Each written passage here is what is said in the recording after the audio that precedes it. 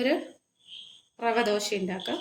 ഞാനിതിൻ്റെ അളവിൽ ഒരു കപ്പ് അളവിൽ റവ എടുത്തിട്ടുണ്ട്. ഇനി അടുത്തത് കുറച്ച് പഞ്ചസാര, ഈ സ്പൂണിൻ്റെ അളവിൽ പാതി പഞ്ചസാര, കുറച്ച് സോഡാപ്പൊടി, ഈസ്റ്റ് ഇടാം. ഞാൻ സോഡാപ്പൊടിയാണ് ഇടുന്നത്. ഇടാം. ഒരു നുള്ള് ഉപ്പ്,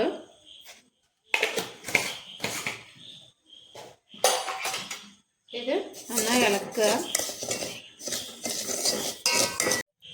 ഇനി ഇതിലേക്ക് കുറച്ച് തൈര് ഒഴിക്കേണ്ടതാണ്. കുറച്ച് വെള്ളവും, ഫുള്ളായി തൈര് ഒഴിക്കണമെങ്കിൽ ഒഴിക്കാം.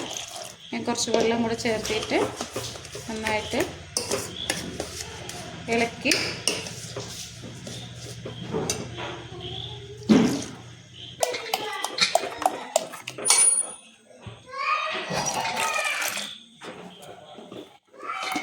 ഇതൊരു അരമണിക്കൂർ റെസ്റ്റ് ചെയ്യാൻ വയ്ക്കാം.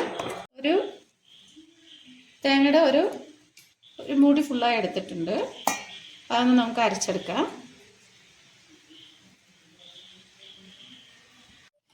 അപ്പം ഞാൻ നേരത്തെ ആക്കി വെച്ചതിൻ്റെ കൂട്ടത്തിൽ തേങ്ങ അരച്ചത് നന്നായി ഫൈനായി അരച്ചിട്ടുണ്ട്. അപ്പം ഞാനതിലേക്ക് ഒഴിക്കുകയാണ്. ഒഴിച്ചിട്ട് നന്നായി ഒന്ന് ഇളക്കുക. ഒഴിച്ചിട്ട് പരത്തരുത്, അങ്ങനെ തന്നെ വയ്ക്കുക. കുറച്ച് സിമ്മിൽ വയ്ക്കുക, അല്ല വെച്ചാൽ അത് കരിയും. കാരണം നമ്മൾ മധുരം ഇട്ടത് കൊണ്ട് കരിയാൻ ചാൻസ് ഉണ്ട്.